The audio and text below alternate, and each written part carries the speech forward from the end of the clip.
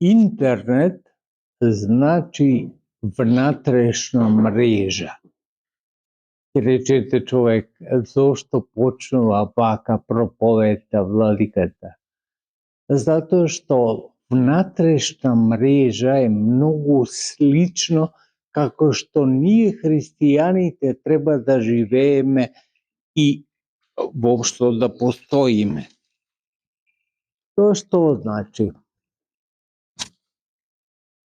Тоа значи дека ние треба да бидеме поврзани еден со друг како мрежа и да не препуштаме ни една информација што се случува, а да немаме сознание за истата. Ова го спомнувам во контекст дека на Богојавление и на празникот на Свети Јован или соборот негов, разјаснивме, мислам, што значи послушанието како Христово, така на Свети Јован. И тоа го закачивме на нашата интернет страница, значи на интернет мрежата, за да бидеме во контекст на истото, бидејќи денешното Евангелие е во продолжеток на истото, денес е недела по Богојавление и во контекст Евангелието, затоа го спомнувам ова, кој сака да се наврати на проповедта на Богојавление или на Свети Јован, ја имаме на нашата страница и може лесно, барем во ова време, тоа да го направи. Јас тоа што ќе го зборувам денеска, ќе го слушнат сите во целата епархија. Затоа што, ако за оние зборувам кои ги употребуваат овие внатрешни мрежи или интернет.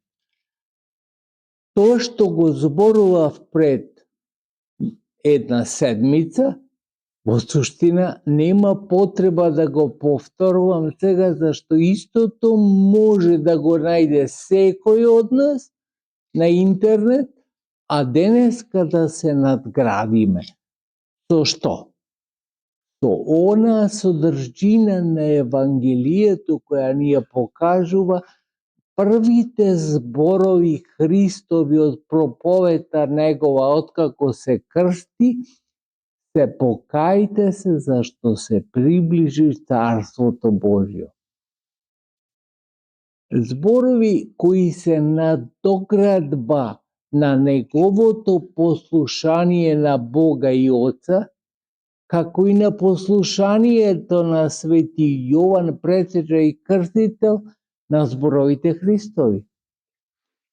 Зашто покајанието значи како да тргнуваме на некој пат и пред раскрсницата до која стигнуваме има знак дека не води тој пат кон нашата цел.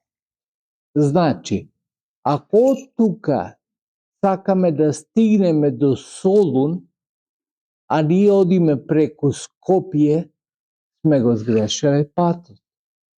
И стигнуваме на првата раскрсница каде пишува Солун на едната страна, на другата Скопје. Покајание во суштина е тоа, да не одиме за Солун преку Скопје, туку да одиме по директен пат. Покајанието не прави кој ќе стигнеме на раскрсница да си го фатиме правиот пат. Затоа во суштина е првиот збор Христов покајание. Затоа што уште од времето Адамово човекот фати погрешен пат. Значи, за да стигне до Солун, фати преку Скопје да оди. Тоа е погрешен пат, долг пат. Се стигнува можеби. И така, ќе ве оди па преку Софија, па од Софија ќе слезе, па ќе му треба некој ден а не директно тука за 2 сати да стигне до солот. Ете, тоа е разликата и во животните концепти. Затоа ни е потребно покаяние и првиот збор Христов е покајте се зашто се приближи Царството Божие. Тоа значи не одите по патот по кој одите сега, зашто е погрешен. Туку фатите права насока за целта каде сакате да стигнете. Доаѓа периодот на интензивно покаяние, а тоа е периодот на Светата Четириесетница.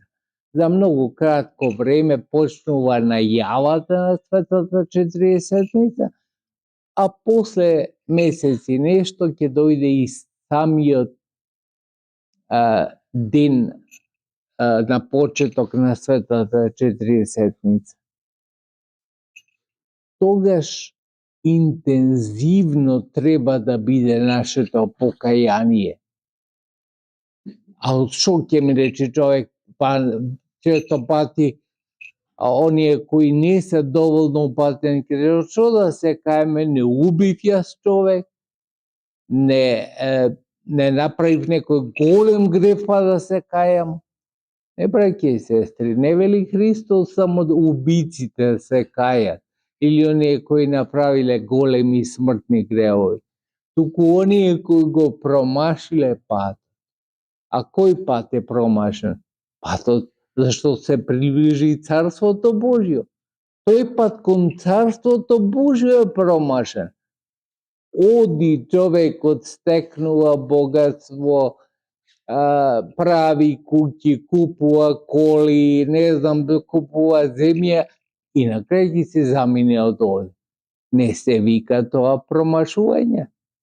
Не промашил 5 минути, 5 сати, 5 дена, туку го промашил целиот живот.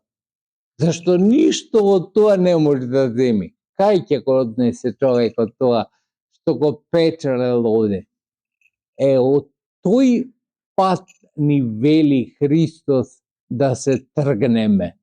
Тој пат на стекнување само на материјални средства и добивка, а ништо духовно не може да остане во таквиот човек. Зашто цела цел и цела насока на животот му е во материјалната придобивка. А така ќе се распадне. Како кула од карти ќе ја снема. Ние сме и материјални битија. Кога ќе се пофатиме за раката или за некој друг од телото, гледаме сме материја.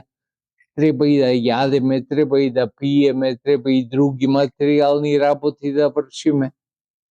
Ама ова препорака Господова да не бидат само материјални.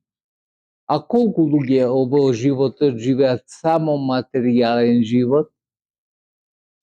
На тоа не упатуваат овие Господови зборови, да не живееме само материјален живот, зашто се приближи вели Царството Божјо.